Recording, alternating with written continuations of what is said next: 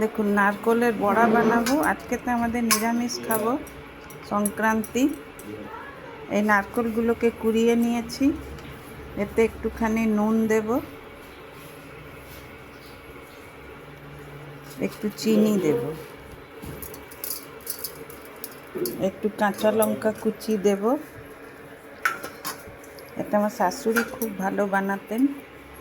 এটাতে চাল বেটে দিলে আরও ভালো হয়।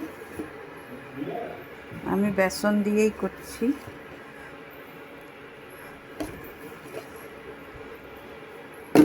ব্যাস, আর কিছু দেওয়ার নেই। এটাকে এবারে ভালো করে আমি মাখবো।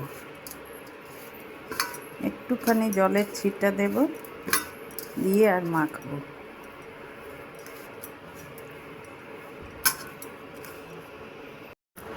দেখুন বন্ধুগণ, সুন্দর করে এটা আমি মেখে নিয়েছি।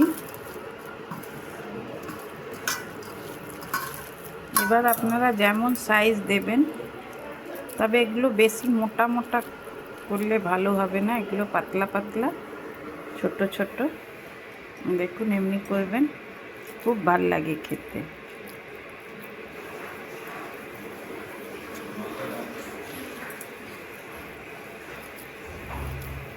এগুলো আগে বানিয়ে নিই, তারপরে খাওয়ার সময় এগুলো গরম গরম ভাজবো, তারপরে আপনাদেরকে দেখাবো। বেশি বেসন দেবেন না, অল্প একটুই দেবেন, যাতে খালি বাইন্ডিংটা হয়। না তো বেশি বেসন দিলে নারকেলের টেস্ট আর থাকে না।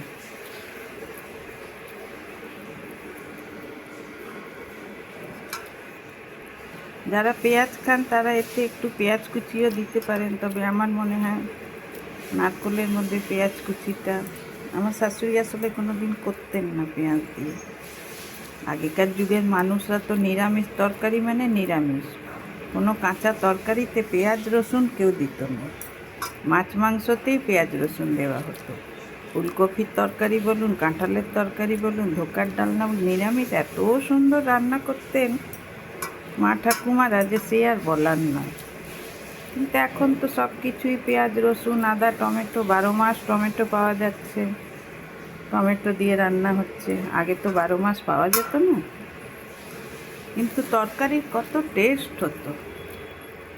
সব কিছুতেই আজকাল টমেটো, ডালেও টমেটো, ফুলকপিতেও টমেটো, পটলের তরকারিতেও টমেটো।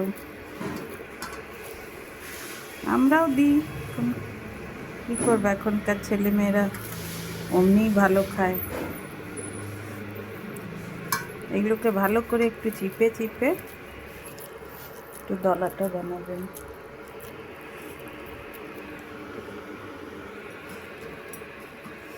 তারপরে যখন খেতে বসবো, গরম গরম ভেজে আপনাদের সঙ্গে শেয়ার করব। দেখুন বন্ধুগণ, নারকেলের বড়াগুলো এবারে ভাজবো। কড়াইয়ে আমি তেল দিয়ে দিচ্ছি।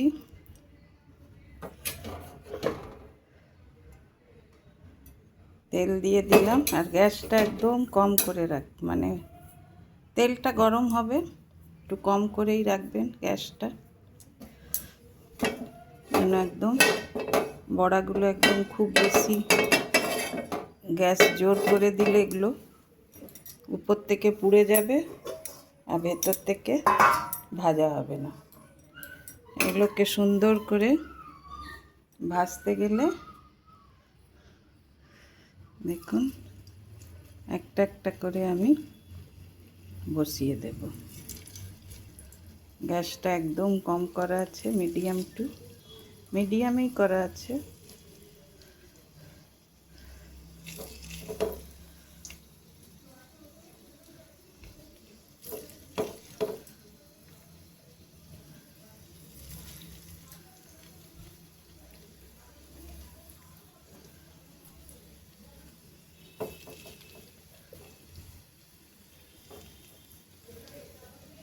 একবার আপনারা এই নারকেলের বড়াটা বানিয়ে খেয়ে দেখবেন, খুব টেস্টি হয়।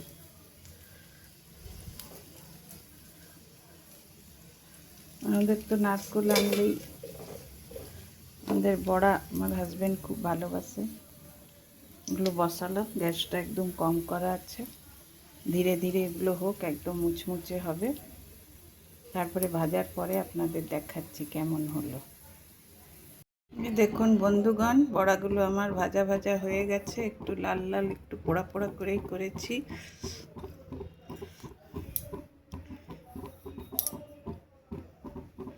চিনি দিই তো ওই জন্য একটু তাড়াতাড়ি লেগে যায়। আপনারা আমার যদি রেসিপিগুলো ভালো লেগে থাকে তবে অবশ্যই একটা লাইক, শেয়ার আর সাবস্ক্রাইব করে দেবেন। আপনাদের সঙ্গে আবার দেখা হবে নেক্সট ভিডিওতে। Thank you, by.